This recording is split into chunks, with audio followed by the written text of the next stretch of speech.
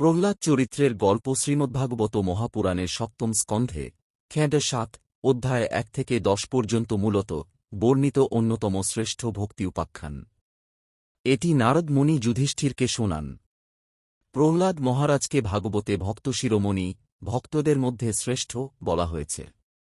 এই গল্প ভক্তির অপার শক্তি, ভগবানের ভক্তরক্ষা এবং অহংকারের ধ্বংসের শিক্ষা দেয়।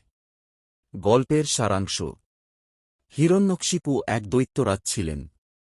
তাঁর ভাই হিরণ্যাক্ষকে বিষ্ণুর বরাহ অবতার হত্যা করায় তিনি বিষ্ণুর প্রতি প্রচণ্ড ক্রোধ পোষণ করেন। দীর্ঘ তপস্যা করে ব্রহ্মার কাছ থেকে বর লাভ করেন, কোনো মানুষ বা পশু, দিনে বা রাতে, অস্ত্র দিয়ে বা শস্ত্র ছাড়া, ঘরে বা বাইরে, ভূমিতে বা আকাশে কেউ তাঁকে হত্যা করতে পারবে না। এই বর পেয়ে তিনি অহংকারী হয়ে ত্রিলোক জয় করেন এবং সকলকে নিজেকে ভগবান বলে পূজা করতে বাধ্য করেন। বিষ্ণুর নাম উচ্চারণ নিষিদ্ধ করেন। হিরণ্যকশিপুর পুত্র প্রহ্লাদ শৈশব থেকেই বিষ্ণুর পরম ভক্ত।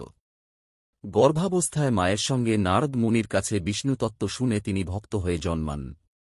স্কুলে গুরুপুত্র ষণ্ডমর্ক তাঁকে দৈত্য শিক্ষা দিতে চাইলেও প্রহ্লাদ সহপাঠীদের বিষ্ণুভক্তির উপদেশ দেন।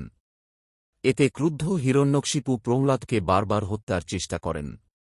বিষধর সর্পে দংশন করান, হাতি দিয়ে পিষ্ট করান, অগ্নিতে নিক্ষেপ করেন, পর্বতে ফেলে দেন, বিষ খাওয়ান। কিন্তু ভগবানের কৃপায় প্রহ্লাদের কিছুই হয় না।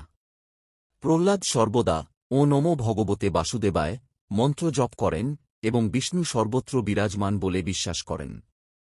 অবশেষে হিরণ্যকশিপু প্রহ্লাদকে জিজ্ঞাসা করেন, তোর বিষ্ণু কোথায়? প্রহ্লাদ বলেন, তিনি সর্বত্র আছেন।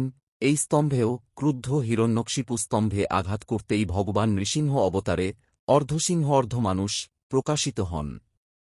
সন্ধ্যাকালে, দিনরাত্রির সন্ধিক্ষণে, দোরগোড়ায়, ঘরে বাইরে নয়, কোলে তুলে নখ দিয়ে হিরণ্যকশিপুকে বিদীর্ণ করেন। এভাবে বরের সব শর্ত লঙ্ঘন না করে তাঁকে হত্যা করেন। নৃসিংহের ক্রোধ শান্ত করতে প্রহ্লাদ তাঁর বিখ্যাত স্তব প্রহ্লাদ স্তুতি করেন। ভগবান প্রহ্লাদকে আশীর্বাদ করেন এবং তাঁকে দৈত্যরাজ্যের অধিপতি করেন। পরে প্রহ্লাদ ধর্ম প্রচার করেন এবং বৈকুণ্ঠলোকে যান। গল্পের শিক্ষা: ভক্তির শক্তি।